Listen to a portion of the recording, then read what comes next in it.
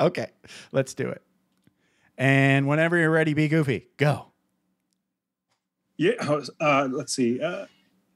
I'm Dustin Heiner with Master Passive Income, and you are listening to Jeff Smith on Vroom, Vroom, Veer. Let's do this. Rock on. Well done, sir. A little too good, but that's okay. Good laugh. All right. I'm going to hit stop. I'll be right back. All right. Are you ready to thoughtfully steer away from your revved up, frenzied, and far too often scripted life? Then welcome to Vroom Vroom Veer with Jeff Smith, where he guides you down the road differently traveled by sharing unique experiences with guests who have managed to shift away from a life stuck on cruise control and veered their way into a more authentic and fulfilling one in all sorts of interesting and kind of remarkable ways. Get ready to Vroom Vroom Veer with your differently traveled road chauffeur, Jeff Smith.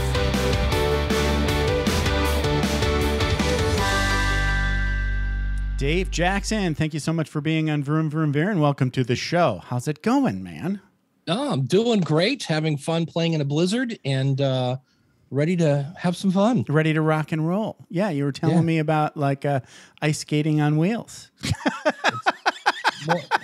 Bringing back all sorts of childhood memories, and it's just not as cool without the red boots and 27 layers of clothes that your mom made you wear and that whole 9 yards. So. Yeah, no doubt. So, okay, Ohio is in the middle of an ice storm, so check that. Check. All right, blizzard, whatever. So you are at schoolofpodcasting.com. So talk a little bit about what you got going on in your website, podcast, whatevers. Yeah, my background's in teaching. So I taught in the corporate world for like 20 years and have always been kind of a geek. And also I'm a musician, so I'm kind of creative. So when podcasting came along, I was like, this scratches every itch I have. And so I started the School of Podcasting, and my goal is just to make sure that you're headed in the right direction and maybe let you know that that's really not a good name for your show because nobody knows how to spell it or say it, or, when it's, child, if it's a podcast about children that are artistic. So it's Child of Art. And I'm like, no, because when you get the domain for that, it's Child O Fart. So little things like that people don't think about. And so I've got good tip. Step by. I got tutorials. I got live coaching. I got one-on-one coaching. We have a private Facebook group filled with brilliant podcast minds. So it's a fun place to either start your podcast, or if you already got one, hop in and we'll get you growing. That's nice. I need to check it out. And if nothing else, check out the podcast because that's passive. Even if you're lazy like me, you just, when you have a moment of boredom at work, check out some Dave podcast. You can learn something. There's a lot of them. Yeah. So we're going to, you were around in 2005 when podcasting first became a thing before it even had a name that was podcasting. So we'll talk about that because I was a fan of some podcasts in the early days of podcasting. And, we can compare notes and see who you knew and who I knew. And sure. Yeah, I didn't actually have a podcast in 2005. I was just a fan. But I got to be one of these OCD fans and went to pool parties and things like that. Nice. So anyway, we'll that's just a tease. We'll talk about that later. So let's go back in time and talk about Dave Jackson growing up, say like in high school. Where did you grow up? I grew up in Akron, Ohio. So I briefly lived in I lived in Cleveland for a couple of years while I was married, and when I was not married anymore, I came back home. I have an older brother and an older sister, and both need just a little bit of help occasionally. So I moved back home to be closer to those guys. But yeah, in high school, I was weird. I've always been just weird. Okay, because weird is good. I played the guitar, and even in high school was like I have chops. I don't want to get too braggy, but I got some chops. Okay, and good for you. So, but I listen to heavy metal, right? Nice. Right. And so consequently, I had friends that were burnouts because they loved to hear me play the guitar. And yet I did no drugs, like zero. Okay. And so I was this weird thing. And yet I hung out with some of the nerdy kids, but didn't really have quite a good enough grades to be a total, like, not an actual, right. Yeah, legit nerd. Okay. Yeah. My best friend was a jock. And so I kind of, through osmosis, I knew a bunch of football players and all those kind of things and that whole thing. And yet, and I'm not super tall. In high school, I was probably still under 6 foot, but I had already gotten a day job, so I couldn't play sports after school because I was already at work. But I knew a lot of football players. Yeah. And then the thing I figured out. So you kind of like have this ambassador kind of vibe. Like you're going between the groups. Yeah. It was always kind of like, and I always felt like an outsider because I didn't quite fit in with anybody. Like I didn't really fit into the burnouts because, well, no, I don't need any pot. Thanks. They sort of accept you just because you can shred. Yeah. Well, right. I had one guy was so funny. He was all of maybe 5'2". And he, at one point I was dating a girl who only dated me because I played the guitar. She was way out of my league. And that's okay. Yeah. And when my band broke up, so did we. And yet I would still talk to her on occasion. Well, her new boyfriend was like the ultimate Brutus, just like total big bad dude, you know? Right. And for some reason, he didn't like the fact that I was still talking to her, even though I wasn't trying to get back or anything like that. Right. And it was funny because I was it was like a bad afternoon special. Like, you know, they're like, hey, the guy's name was Ron Moats. And they're like, man, Moats is looking for you. And I'm at the football game where he's like, oh, is it going to go down to the parking lot or what? And so this little guy loved my guitar playing so much. He said, nobody's going to hurt you. I'm going to be your bodyguard. Wow.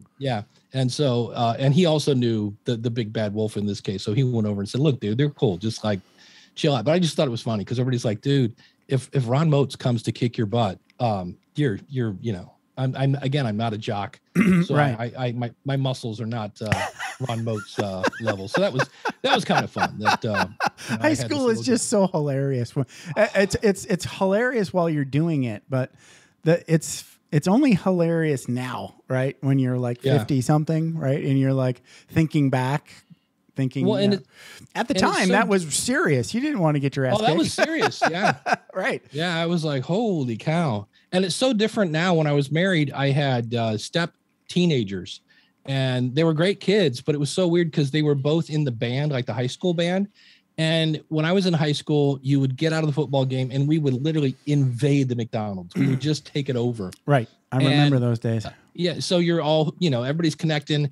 And now teenagers, they get done with the football game and they all run home to get on a computer where they can then talk to the people that they were standing next to about 10 minutes ago. And I was like, you do know you were right next to that person like 10 minutes ago. And they're like, yeah, this is what we do now. And I'm like, you kids of the day. They go home to interact. Yes. And I was just like, and that was before the pandemic. Yes, it was very much so. So I was just like, all right, well, you can't say anything really, because whatever you say, you sound old. That's it, exactly. Yeah, you know, I had something similar where there was this girl, and we never did anything, right? Honest to goodness, right? But she was friends with one of my friends, and for whatever reason, she was always there and I was always there. And we were talking about why isn't your boyfriend here? Right. And I'm here, you know, he's somehow going to get this whiff and I'm just going to get my ass kicked and I'm not even getting any. Yeah. Like, wait a minute. It's like guilt by association. Yes. Right. And she was really cute too. So it was. Well, that's one of those like, look, if I'm going to do the time, I'm going to do the crime. So exactly. Yeah. Yes. Fun. Yes. Anyway, we digress. Okay. So, all right. So you survive high school. You're kind of an ambassador. You're a little nerdy, but not super smart. You're kind of a guitar player, right? Go ahead. Well, the other thing that's really weird in high school, especially like around 15-ish, which is that high school? It's junior high, maybe. I was so painfully shy. Like I talked to my best friend, and that's usually where I got most of my friends was, again, through osmosis. And when I got hired as a grocery bagger, I was a paper boy for many moons. And then I got a quote, real job and got to go work in a grocery store. And I got fired after about 3 weeks because I was so shy. I would not talk to the customers. And people go, wait, you? And I'm like, I'm here to tell you. And it's funny because that version of me still exists because there are times I remember when I was married, and if we went out or something and we were in a group, and my ex-wife would look over at me and she goes, "Oh no." And I go, "What?" She goes, "Shy Dave is here." No, I don't want Shy Dave tonight. No, like, come out of your shell. Come on, this is going to be fun. So, and interesting. I had a teacher that took me aside, and because he was the guy that got me the job. It was supposed to be a business kind of school at the school. And really it was just like, hey, let's get a bunch of kids jobs at grocery stores. It really had nothing to do with. They called that like work experience. That was a very Midwest thing. I did something similar to that. Yeah. And I got credit for having a grocery store job. Yes. And he just took me aside and said, I need you to be a little more outgoing. And it was just like, he's like, be more like your friend. And my best friend was just like monkey hour 24/7. and I was like, dude, yeah, you know. And he said, here, he goes, just act the way you want to be. And someday you will be the way you act, which is better known now today as fake it till you make it. And so did that work? It did actually. I just started pretending I was outgoing. And then you didn't start at like you didn't start with your knob of outgoing at 11. Right. You were right. Right. Yeah, I worked my way up. Well, one of the classes I had to take was speech. Nice. The first speech I wrote, I kind of put jokes in. Okay. And I got some laughs, and that's when I was like, oh, wait a minute. This forget speech. Yeah. This is monologue class, you know? And so that's where I remember once I didn't know it was my time to speak. And she's like, okay, Mr. Jackson, you're up. And I was like, no, I'm tomorrow. And she's like, and I'm like, well, can I do mine tomorrow? She goes, well, you can take it off today or nothing tomorrow. And I was like, okay, so I got up and did like an impromptu how not to do a speech. Okay. You're supposed to demonstrate something. So I'm like, so first things first, don't lean on the podium like this and don't do this. And I just made it up off the top of my head. Yeah. And she actually gave me a good score and put in the notes, like, not too bad for improv, you know? So, right. So it was, that's, I think, something that really kind of showed me that, hey, you can actually talk and not be a complete moron. You have to worry about it. And, one of my best stories from high school was, and this is a long story, so I'll try to make it short. So I was in this business club, right? Mm-hmm. And I wanted to go to regionals, and my teacher signed me up for a math test, like business math, right? And I am not a math person at all, right? And I'm just going, I had to have a thing to compete, right, in the thing, right? And I didn't even know they had signed me up for it. He told me on the bus, and I'm like, I don't want to take a math test, right? Surprise! And then another guy, same boat as me, but he had extemporaneous speech. So it's like they give you like a little note card, like a 3x5 card with a topic on it, and say, talk about this for 5 minutes. Fun, right? And I'm like, I could do that. Take my math test.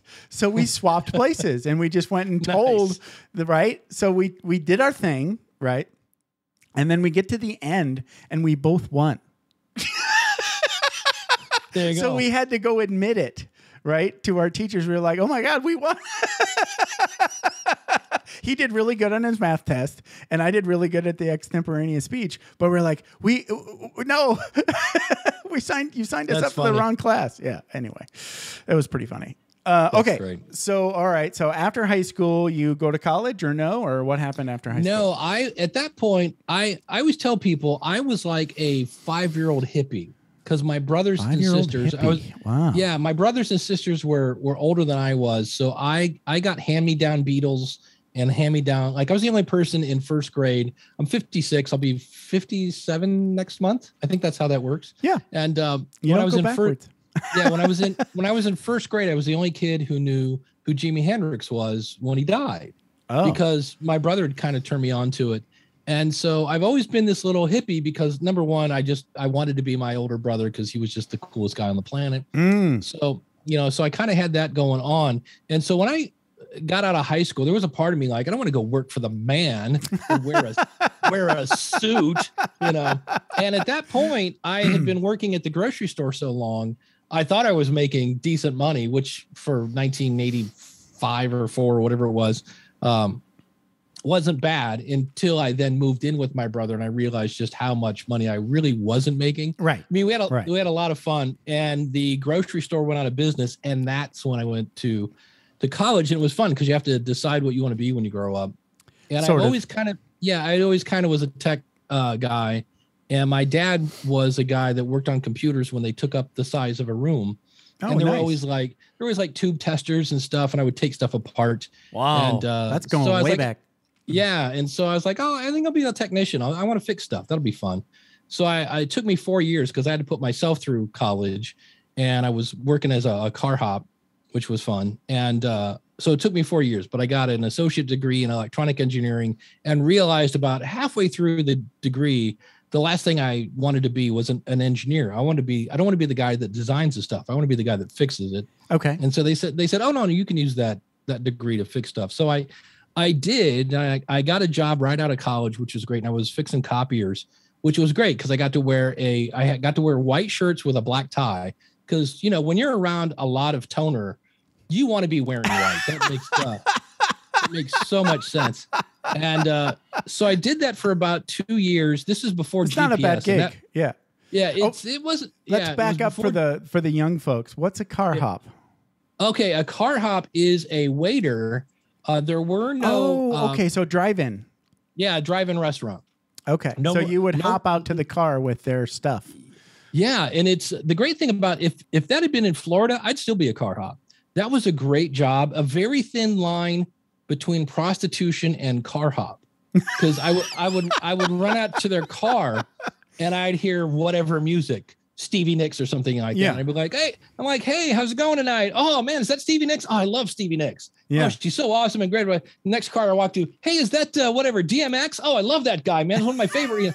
Just suck up to everybody trying to get your tips, Ah, okay, gotcha. So, and if we used to call them young and gigglies. You'd have, because at this point I'm 20 something, and you'd have these young girls that were 16, and an older man has come up, and I'm like, hey ladies, how are you today? But just ever so slightly flirty, and they would just throw money at you like, oh, here, just so. And you're trying to buy books, man. I'm like, I'm going to college. I will, whatever it takes, I will do. So yeah, that was a fun job. But the fun thing was, it was being a car hop in Ohio. Yeah. So you don't want to do that in the wintertime so much. Yeah. So that's when you're like, wow, I made $4.87 tonight, plus my $2.10 per hour. Wow. So Whee! yeah. So that was the end of my car hop time. But the fun thing about the copier job is I did that for about a year and a half. And the guy that hired me was the manager, now was a vice president. And he just came up to me and said, hey, I've got a job for you. And I'm thinking, oh, cool, what? And he's like, no, we're going to give you a new position. And I go, oh, well, what is that? He goes, well, here's the fun thing. It doesn't exist. He goes, we made this for you. And I was like, all right. And he said, we have great products. We have great salesmen, and our customers are breaking it all the time. And he's like, so I want you to go out, use your technology and set up the copier. And then I want you to go in to show them how to run it. He goes, but really what you're going to be doing is showing them how to not run it. He goes, because if we can get some of these operator error calls down, we can, focus more on the real problems. Oh, and I go, right. Okay. And I go, so how do I do that? He goes, that's the problem. You solve it. And I was like, all right. So I came back. I said, what if I dubbed someone, you are the key operator of the Minolta 9100, and it was, Karen or whatever, or Stephanie or Bill or Bob. Right. And I would spend like an extra 20 minutes with this key operator of the Minolta copier. And I'd show them how to clear a jam and this and that. And I then clean the glass, maybe change the toner. Yeah. Yeah. And it worked. And then all I would do, and this is where I started to understand customer service, and they dubbed me a customer service rep, but I would go out, and it was so weird because I'd say, so, Steve, any other questions? Like, no. I'm like, okay, well, when's a good time to follow up with you? Like, let me follow up in like a month and a half or so.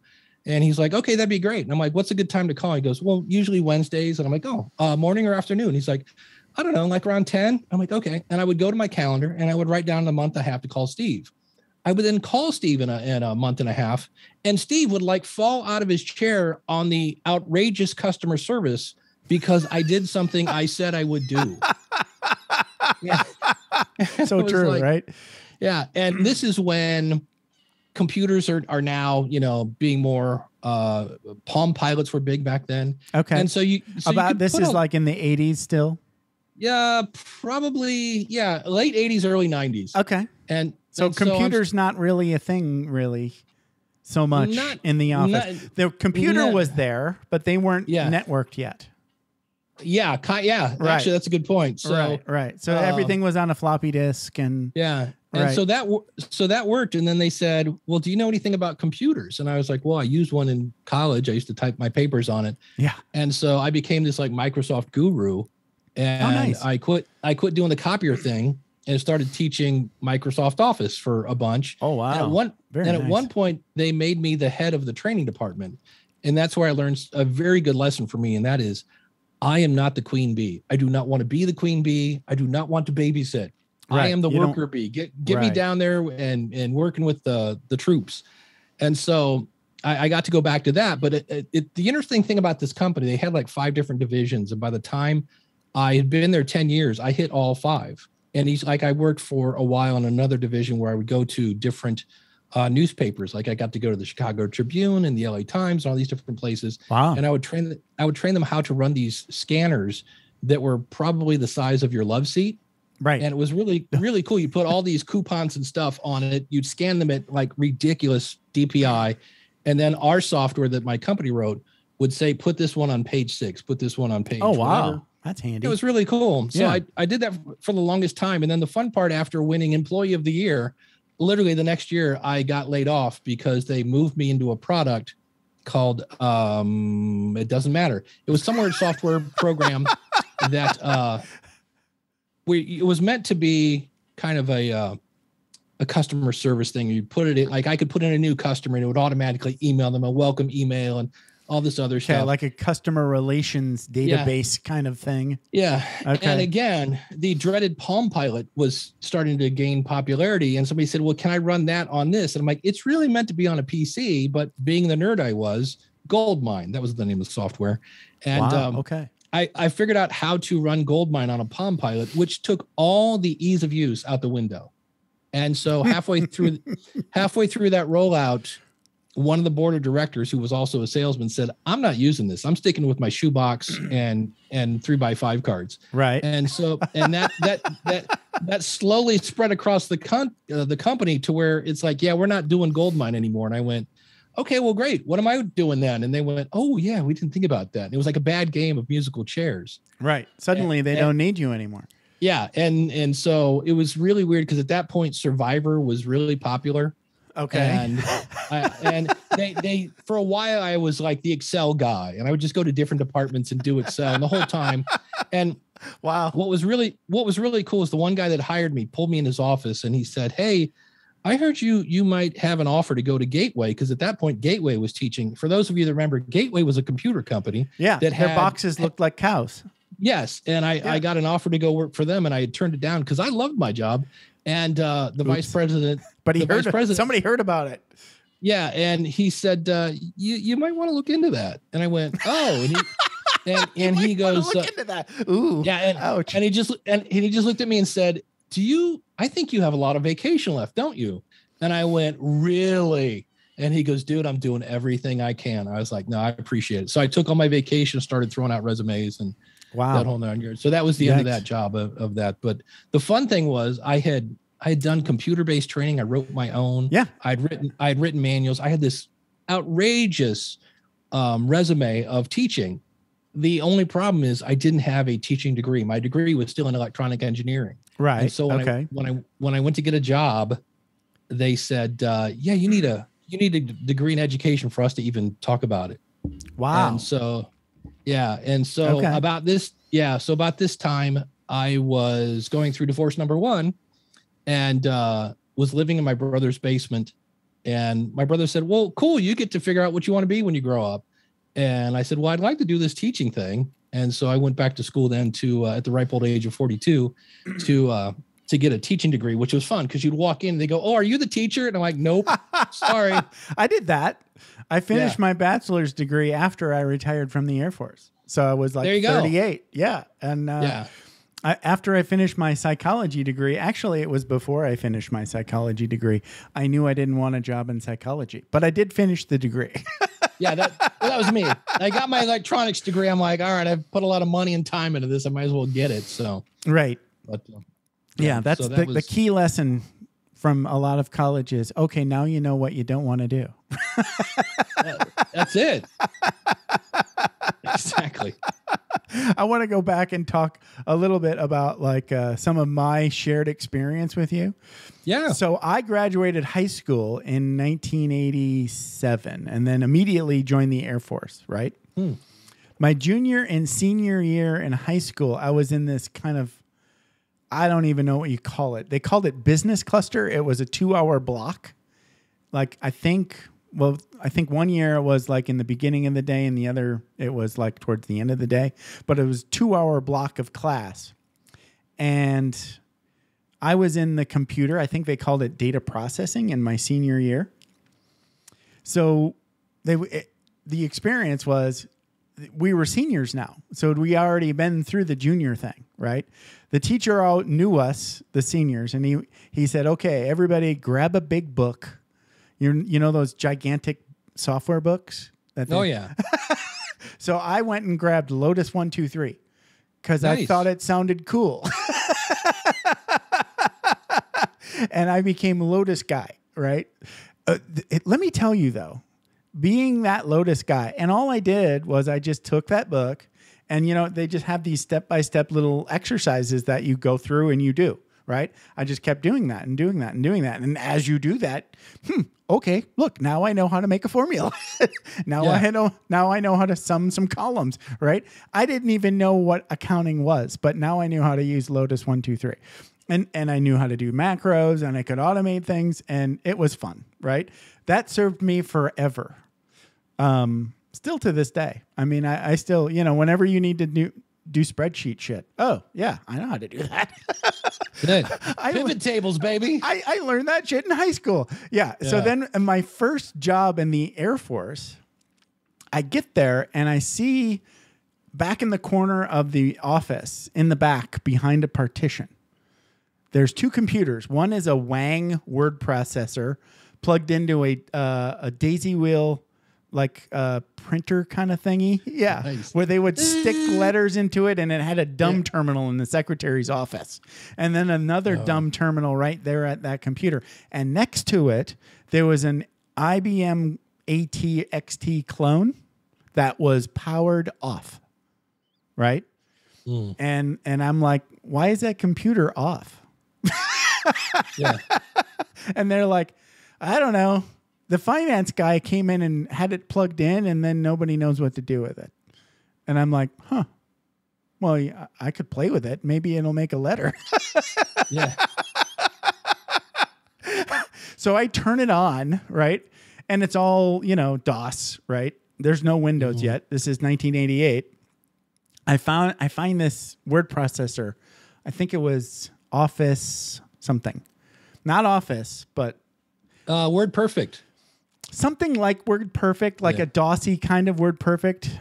I want to say it said something like Office Automation or Office Writer. Office Writer. There you go. Right? Okay. So yours was Goldmine. Mine was Office Writer. So anyway, I fire up Office Writer. I type a letter. I stick some letterhead in the printer and it... Yeah. And they're like, oh, he's a genius. Yeah. Anyway, so I got to work with the computer people in my first, I got, and then, back in the day, they had like a Unisys mainframe. Right. And then these Zenith Z100 computers with 1 million screws. Anyway, I digress. So yes, the technology tiptoe through the tulips is always fun. Well, people always think it's weird because I'll say something. I'm like, well, that was before Google. And if you're talking to somebody who's like 30 or under, they're like, what do you mean before Google? And I'm right. And I'm like, so gather around, children. There was a time when, or before cell phones, Yes. Right. Lycos, Hotbot, all Alta these others. Vista. Yes. Yeah. I taught a class on how to send email. Wow. People like, wait, what? And it's like, yeah. So it was, Well, you and I predated the Ethernet card, Yeah.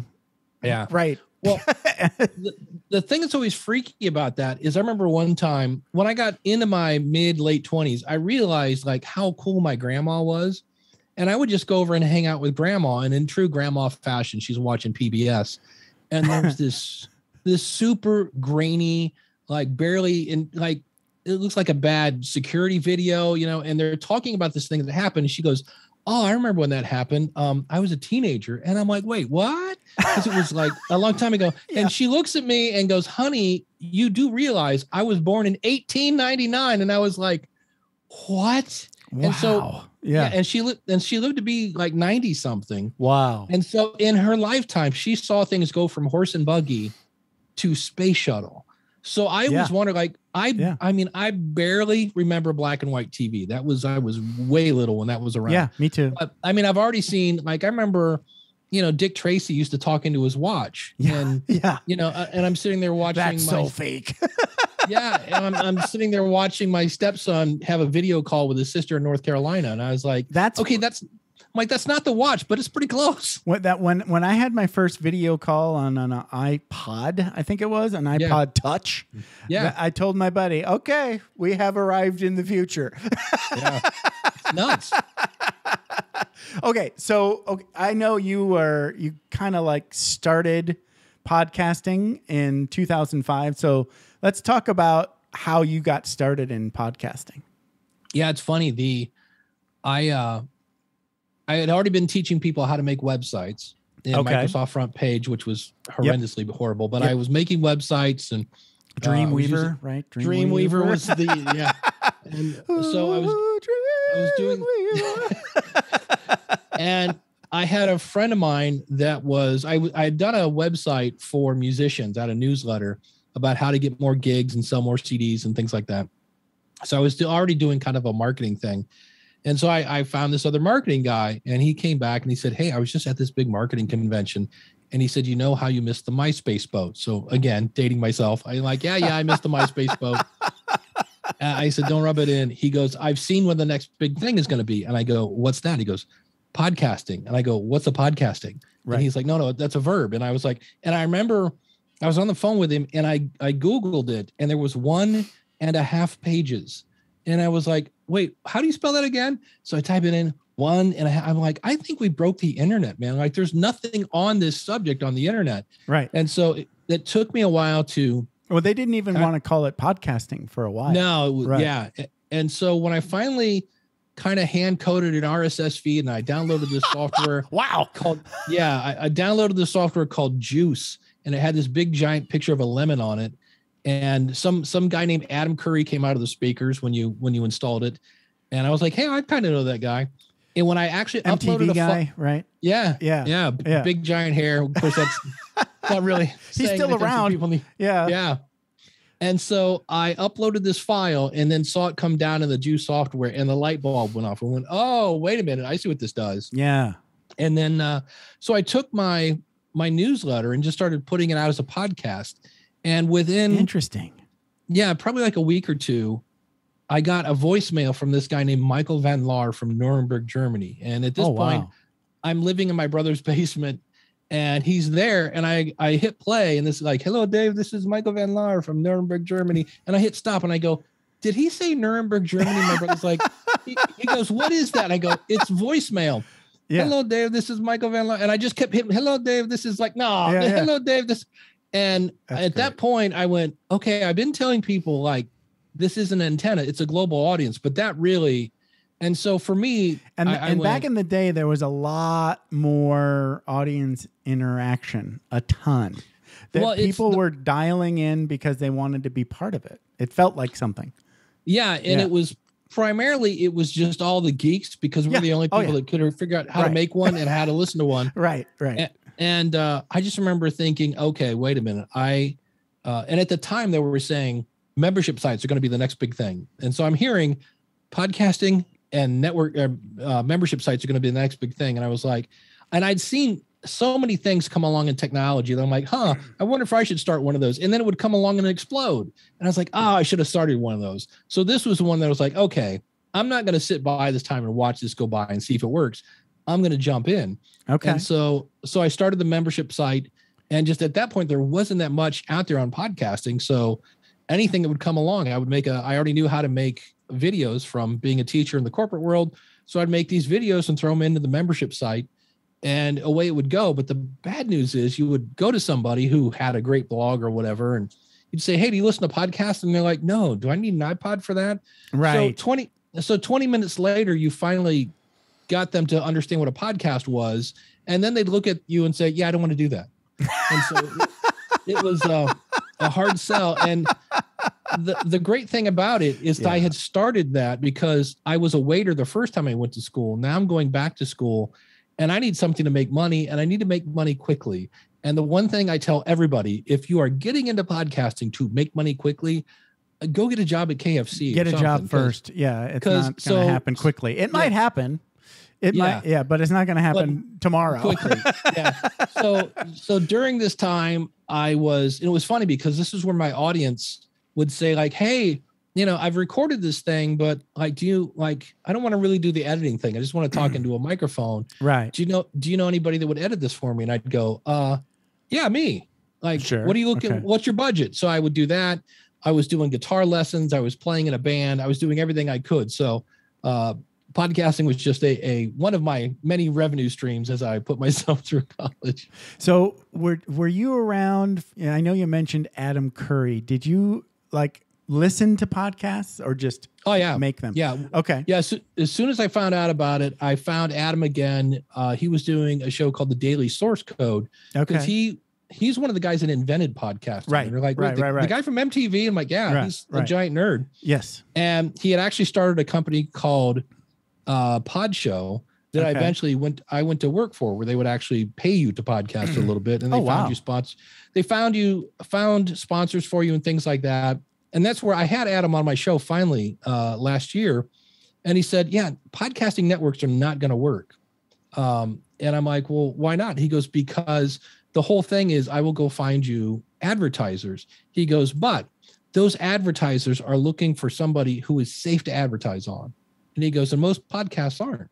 Right. And he goes, so he goes, it doesn't really work. And then it's just a mess. And so the advertising model is like, you have to have so many numbers, right? Yeah, if you want to do brand kind of stuff, it's got to be PG-13 or G. And most podcasters want to say fuck. That's it. Well, that's what makes them cool. Yeah. You need one of two things. You either need that large audience, so at least 5,000 downloads per episode, or you have a hyper niche audience. So now instead of doing the We're All Fat show where we talk about weight loss, now I'm doing Fitness After 50 for men. So I've really niched it down. Super niche. Yeah. And now when I've got some magic fitness tool for men over 50 looking to lose weight, that company will pay a decent amount of money to get to your audience, because 100% of your audience is his target audience. That's as opposed to going to Shape Magazine and Men's Fitness and blah, blah, blah. Right. He's like, oh, you have my target audience. I have a friend of mine that runs the Horse Radio Network, and he has 16 or 17 shows all about horses. And he has one show. He says it's weird because the audience for that show is on the smaller side compared to some of the other ones, but it's about this certain breed of horse that is really expensive. And there are certain things for just that breed. And he goes, the people that advertise on that show pay more money than the people that advertise on bigger shows, because it's a super niche audience for that. Yeah, so that's the difference between it's like narrowcasting versus broadcasting. Yeah, right. I would say podcasting is much more like cable television than radio. We all think it radio because it's audio and that whole nine yards, right. It's so niche. So when you think about cable TV, you've got things like Animal Planet and the Food Network, and there's Weather Channel. I mean, come on. I know I have a friend of mine that just lives and dies by the Weather Channel, but so you're not going to get those thousands of people that would watch ABC or NBC or whatever. But the people that watch the Weather Channel love the Weather Channel. And so it's a smaller audience, but it's a more engaged audience. Gotcha. So did you know any of the Farpoint Media guys? Just question. Farpoint. Do you remember any of their shows? Slice of Sci-Fi. I remember that show. Evo Terra. Evo Terra's a good friend of mine. Yeah. Yeah. I've known Michael R. Menengay. Yeah. The great thing about it, the very first podcast conference was in Ontario, California. And we were we all walked into the little hotel bar and we would just sit there and somebody would walk in and go, "Hey, is anybody know where the podcast thing is?" And they're like, "This is it." And he's like, and we'd say, "Who are you?" And he'd be like, "Oh, I'm CC Chapman from Accident Hash." And the whole room, CC Chapman. Yeah. Yeah. The whole room would be like, "CC, what's up?" Because there were, nobody knows anybody's faces, but everybody knows everybody's voice. Yeah. Yes. There were only so many podcasts and we all listened to each other. So right. It was a lot of fun. And Scott Sigler, right? Scott Sigler was the beginning, right? And he's still podcasting. Yeah. Good for him. Scott's such a great story because, he gives away his whole book for free. Right. People are dying for the next episode. He's really good at that voice acting too. I mean, if you listen to it, that's what I fell in love with. He's hilarious. Yeah. Well, and then he says, "Wait, I'm now going to give you a print version of the book." So something you already have, you've already heard this book, you know the story. Right. But if you wouldn't mind, can you order this book on this day on Amazon? Yeah. And he was number 2 that day, not number 2 in like his subcategory, number 2 on all of Amazon. Right. And he would have been number 1 except for this other book that came out called Harry Potter. Right. Sigler Ascension Day. It was April 1st. Yeah.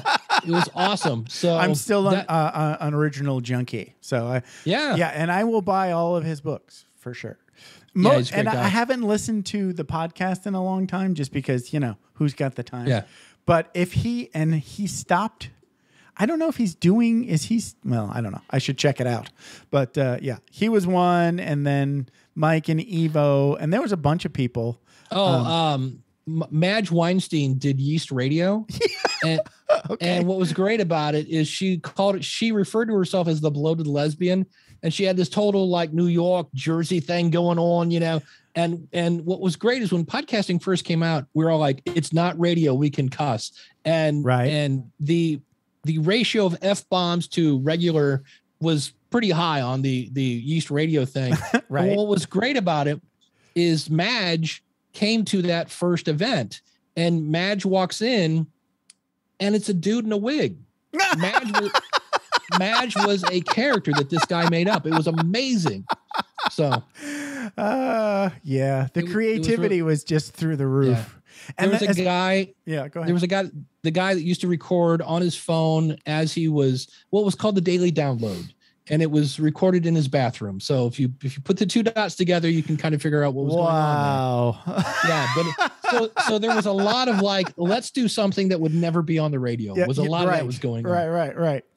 So the Mike and Evo, they did a show called Winging It, which was sort of like talking. They were trying to pretend they were winging it, but they never did. But they would like drink and talk about sci-fi. So and they always had beer. So it was like this mashup of beer drinking, craft beer, like good beer, not like Miller Lite, but I liked good beer, and then as you're getting drunker, you're swearing about good nerd stuff, right? Oh yeah. Loved Winging It. So I was the fan. I didn't really like the main show, Slice of Sci-Fi, because it was PG, and no beer. But when you put the beer and the nerdy together, I was all in. That's it. Yes. Mix in a little anger. You got a great show. Exactly. So. Just a little crazy. Yes. Yeah. And I think they did swear on Winging It, whereas the main show they didn't. So when they started bleeping the F-bombs on Winging It, I could see the end, because that was what, part of the charm. Anyway, so before we wrap up, because we got about 5 minutes left before we're at the hour mark, so you can go move your car and you don't get blocked in or it's a big ass ice cube out there tomorrow morning. Yeah. Talk a little bit more about how folks can best get in touch with Dave Jackson. Yeah, you can find me again at schoolofpodcasting.com. Everything you want to do with me is there. You can sign up for the newsletter. You can contact me. I mean, there's all sorts of ways. I've got a phone number. I've got a speak pipe. I've got email, smoke signals. I think I'm going to be adding that next week. If you want to communicate with me, it's all there, along with 800 some plus episodes of the School of Podcasting. Wow. Don't listen to the old stuff because it's really outdated. I need to. So start from now and go back in time. Start from now and go back. Yeah, that's there. Hey, if your stuff is not cringeworthy, you're not doing it soon enough. That's what I say. That's it. Yeah. Just start and screw up, and then you'll get better. I mean, that's the way it works in anything. Yeah, you know, if you're an author, you have rough drafts. If you're a musician, you play in the basement for a while before you get in public. So, yeah. And if you like to talk, you know, and you don't necessarily like to write or blog, that's how I kind of came at this. I was thinking maybe I'm going to write. And I realized I don't really like writing all that much. I mean, I can, you know, it's just not fun. Yeah. The only thing I write now for, because I will write out a blog post before I record it, is because I'm a bit scatterbrained at times. I like a good tangent, and I got tired of recording stuff. And as I'm uploading it, going, oh, you know what I should have said there? Oh, you know what I should have said there? And so a good script will keep you out of trouble. Yeah, and it's not so much something I'm going to read. I just want to flesh out what the heck do I want to say when I press record. So that's kind of why I write out kind of a blog. But yeah, I like an outline almost. Yeah, and what I do is I take that and like, okay, I know where I'm going. I try to boil everything down to one sentence. Like I did a presentation once at Podcast Movement, and the theme of it was every podcast can benefit from editing. And everything in that presentation was like, I said, hey, if you go to Mount Rushmore, at one point, it was, you know, a mountain, and now it's Mount Rushmore. It was made from editing. Yes. Yes. So I write out my idea, and then I break it down to 5 bullet points. I throw it on a yellow sticky note, and I talk to the invisible person across my desk and just pretend I'm talking to somebody. So that helps. Yeah. That was one of the things I noticed. You had the topic of one of your podcast shows was how to feel comfortable talking to yourself or doing a solo podcast without a guest. Yeah. It does feel weird. That takes a little bit of extra sort of something. Yeah. Unless you're weird like me and just used to talking to yourself all the time. But yeah.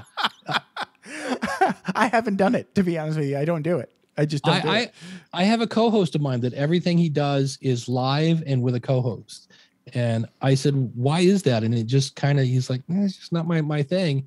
And then I had somebody else say there was a book that said there are people that like to react to something that somebody said. Right. And there are those that like to say the thing and then let other people react to it. And in his case, he's like, yeah, I'm more of a reactor. I'll be happy to, and he can react all day long, but he's just not comfortable doing it solo. And then do that. Yeah, do that. Do what you love. Yeah, exactly. Dave, this has been a blast. I appreciate you hanging out with me for about an hour. Oh, man, thanks for having me. This was great. All right, take it easy. Thanks for taking the time to ride along with us on another episode of Vroom Vroom Veer. For podcast info and show notes, be sure to head over to vvveer.com. That's VVER.com. Man, that's fun to say. And we'll catch up with you next time here on Vroom Vroom Veer.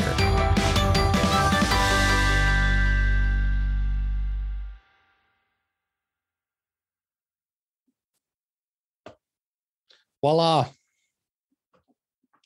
Okay, now I can hear you again. Okay, that was cool. Excellent. Thanks, man. Yeah. So it's always weird being on this side of the mic, because the minute I get done with an answer, I'm like, that was too long. You need to get to the point. Come on. It's like, what was the question? What was the question again? I don't even think about it. I'm just BSing. Yeah. I'm just, okay, he's talking now. All right. Yeah. I'm like what you were, your friend. I'm the reactor type.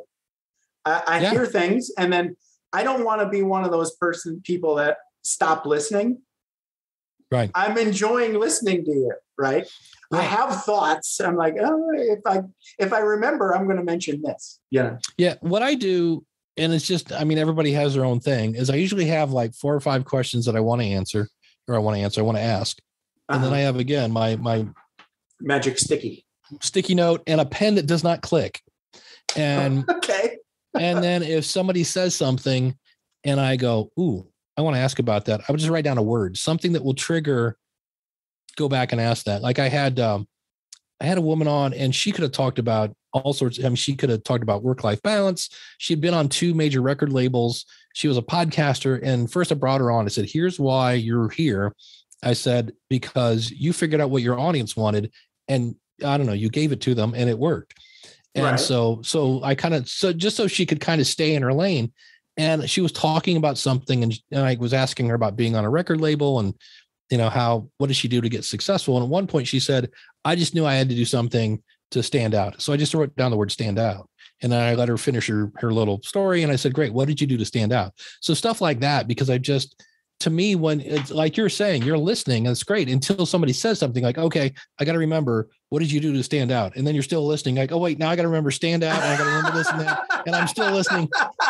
So you missed stuff. Yeah. Yeah. So I just write down the word, and then I can go back to that's smart. Listening. And I like your magic sticky idea, because you can do it silently. Yes. Yeah. And you're not doing this. Yeah. Exactly. Yeah. Oh. Yeah. That was great. Thank you. Yeah. Yeah. Well, I forget what podcast movement it was, but Mark Maron was there, and somebody asked him, he goes, what's the key to a good interview? And he goes, oh, that's easy. Listen. And that was it. That was his one word answer. And I was like, because really the best questions usually are the follow-up. You hear something like, oh, let's go deeper on that. I remember once I was listening to, Rick Rubin was interviewing. He's awesome. Yeah, Rick Rubin, I think, was interviewing Tim Ferriss or somebody. Tim Ferriss was interviewing Rick Rubin. Yeah, I think it was it. And they were in a sauna. Yeah, and somewhere in there, Tim Ferriss said, or Rick Rubin said something about doing a DMX video, or it was BMX, a Dr. Dre video, blah, blah, blah. And he just mentioned, he's like, well, I was doing this thing with Dr. Dre in a video, and blah, blah, blah. And he goes to this whole other story, and Tim goes, what are you doing in a Dr. Dre video? And it was, to me, I was like, that was so cool. Cause he barely mentioned it. Right. And I was like, Ferriss is a master though. He's really good. Yeah. And he scores really good guests too. There's a guy, if you have HBO Max, Moses, it's going to drive me nuts. He's a stand-up comedian. And it was cool because I got done and I enjoyed it so much that I was like, wait, hold on. Let's do that Dave thing. Why did I like this? Because I was like, I keep telling more. It's Something White is the name of the comedy special. But what was cool is he comes out and his stage is basically a big LED screen. Like he climbs up it and stands on it and he's doing his little thing. And it's all, that's the other thing. There's no microphone. Right, you're used to the guy coming out, grabbing the microphone. Hey, how's it going? Where are you from? No, he starts off and just starts telling a story about how his family was so poor. He had there were 5 children. I think he was the youngest or whatever. And at some point they had to dumpster dive for food. And you're like, wow, okay, so super vulnerable. And what's cool is every now and then he will tell a story, and they'll put some sort of colors or pictures or something on the stage he's standing on, and you get a camera view from up here now, pointing down. I was like, okay. So it was super creative. Yeah. And it was funny, and it was vulnerable. And this guy, you're talking about Tim Ferriss, like bringing out this. Are you probably familiar with in comedy what they call a callback, where you have a punchline and later. This guy was the master of that. And to me, it was just like, okay, this isn't a guy riffing off the top of his head. No, it was almost like a one-man show kind of thing. Oh, right. So cool. And I just like, cause I just sat down. I was like, okay, what's, and I'm like, well, number one, I've never seen anybody, I've seen people have screens behind them. Right. And put things up, but this was like walking around on a giant screen that's new. Yeah. It was really cool. And the other thing he did is at the end, he kind of does almost like a Marvel, where he does a little tease for his next special. And I was like, all right, there's nice. Thing. Leave them wanting more. It's really cool. So all of those little tease tricks is always smart. Yeah. Anytime I ever see something that I'm like, I'm dying to tell somebody, you got to go watch this. I'm like, okay, why did I like this? So I try to do that. So, all right. Well, you better go move your car. Yeah. Well, what's fun is on the way home, I stopped to get a different ice scraper because the one I had was on its way out. And so I was in the store maybe 4 minutes. And I came out and I had to use the new scraper to get the ice off my window. Wow. Yeah, I was like, that's pretty bad. It's one of those where like, I should not be out in this. It's official. And I already knew that when I was, having problems going down the hill. Yeah. I was like, let's go try to get in the driveway, even though I already knew. I was like, this is not going to work. I don't know why, but for some reason, my parents let me drive like miles and miles and miles out to see a girlfriend while I was in high school. She was like the town away in the boonies, right? So this was like a 20-minute drive on shitty roads. Yeah. While I'm out there, the rain freezes. So then I'm driving back and I'm going like 20 on a 55 mile an hour, highway, not divided, but just 2-lane highway. And I'm just creeping along, doing my best to stay out of the ditch. Yeah. And this other semi blows by me at like 70. Yeah. Right? That's always and fun. The wind sets me into a tailspin and I fall in the ditch. Thunk, right? Yeah. And just so happens, as I'm in the ditch, there's like 3 other vehicles in the ditch, like me, 2, 3. Oh, right? Wow. And I look over and there's this Lindsmeyer implement. And the guy's got like this gigantic back end loader. Oh, nice. Yeah. So he just attaches a chain to the front bucket. Yeah.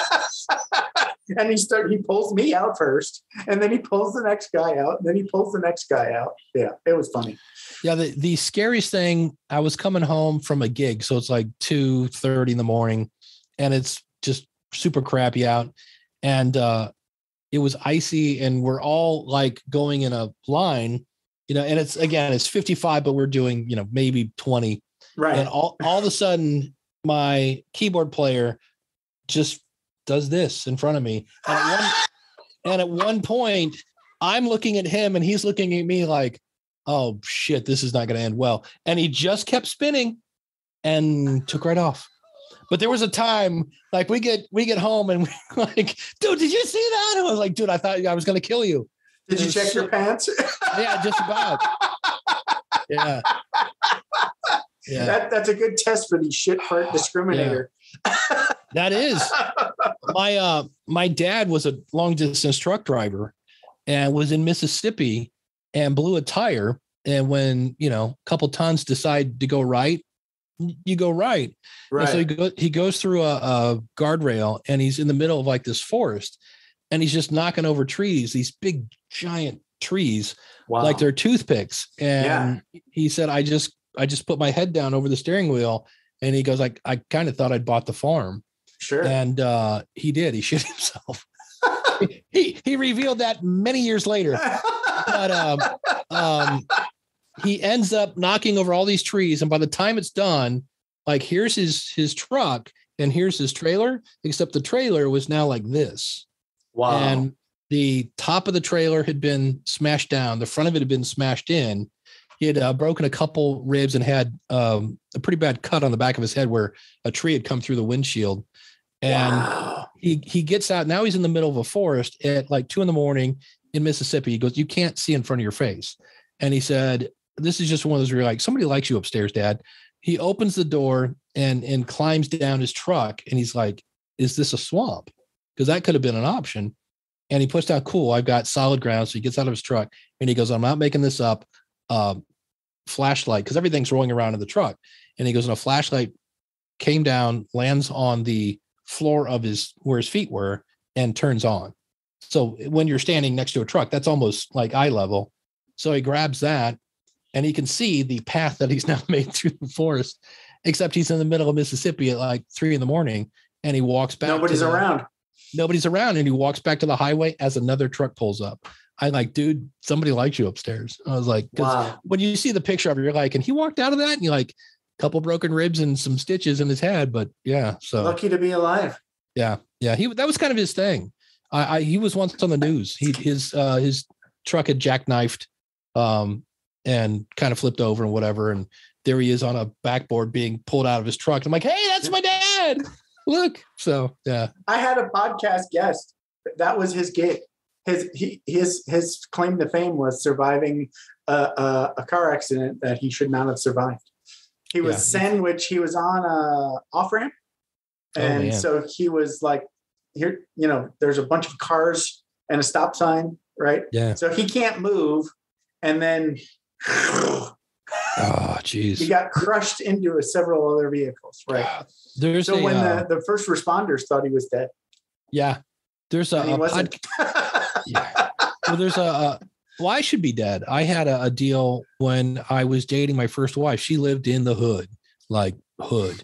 And I went to drop her off. It was March 26th and it's cold out. And this guy says, yo, man, why don't you get out of the car? And I'm thinking he's going to sell me a watch or drugs or insert any other thing off of Starsky and Hutch that you've seen on TV. And he said, no, man, I really think you should get out of the car. And I looked at her and I said, I'm not getting out of the car. I said, so we're going to go for a ride. So because the car was still running. And so I just threw it in reverse and I backed up and then went to pull out of the driveway. Well, I backed up. And so he's, I don't know, from here to insert wall in your office from me, pulls out a gun and shoots it at my window. And because my car was kind of like this and he's here, it hit the window and bounced into the door. And so I still swear, I thought he hit my car with a brick because I heard this whack and I thought I heard glass break, but nothing broke. And I am now getting the hell out of Dodge. I'm running stop signs and I'm gone. And she's freaking out. She's like, he shot at us. I'm like, it's Akron, Ohio. Nobody shoots at people here. What are you, crazy? And I went to the place where I was a car hop because there were always cops there because there were no donut shops apparently. And so there they were. And I rolled down the window and I'm like, hey, like, can you see, is there a dent in my car or something? There was this guy and wanted me to get out of the car. And the cop goes, hey, wait, roll your window back up. So I do. And I see him kind of go, it's like, okay, roll the window. He goes, yeah, you have a bullet hole in your door. He goes, it looks like it came off the window and went right into the door. And I just turned white. I just turned white. Wow. And so at the time I was going to college. Did you file a report? I did, but it was March and guy had a parka. So I could see this. And it's just some random dude you didn't know. Yeah. And he's trying to carjack you. Okay. Yeah. And so I went to my, at the time I was taking a physics class and this guy was awesome because at the time MacGyver's on and he'd come in as like, he was from Kentucky. He's like, let me show you what MacGyver did last night. Like you can't fix a bowling ball with a paper clip and a rubber band. And he'd have all the equations. It was really awesome. And I said, okay, let's figure this one out. Like the velocity of a bullet against the day. He's like, what happened? So I explained it to him. He goes, oh, I can solve that easy. And I'm like, oh, cool. What is it? He's like, somebody likes you upstairs. You should be dead. And I was like, wow. So I don't need math to figure that out. Yeah. He's like, yeah. So yeah, just got lucky. Yeah, it was crazy. So, and what was weird is for probably 2 weeks, I'd drive to school and I'd look over and I'd see this little black mark. And I'm like, yeah, that's definitely the head, neck, something area. That would have been bad had that come through the window. So yeah, spooky. But, well, live well. Yeah, exactly. That's me. I'm like, well, I got a second shot. So there you go. Yeah, all right, brother. All right, man. We will see you later. Thanks again. Let me know when this goes live. I'll be happy. It'll be live on Monday unless something goes horribly wrong. But I'll email you a link.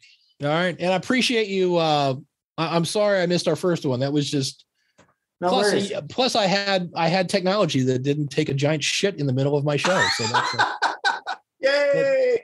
Yeah. Well, the Tascam, I've had more things break this week. The Tascam just went and it went first. The first time it went bad, you had to actually unplug it, like turn off the electricity and plug it back in, which is really handy in the middle of a live show. Right.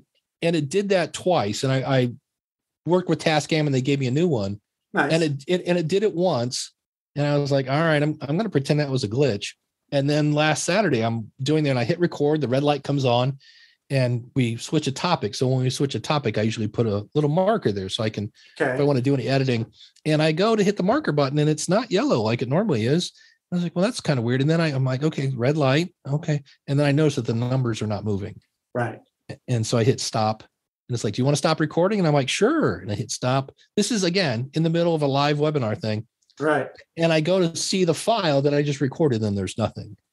And I went, and you're gone. I'm like, I know they have a firmware coming out in February. I'm like, maybe we'll come back in February, but it is February. But anyway, man. So yeah, thanks so much.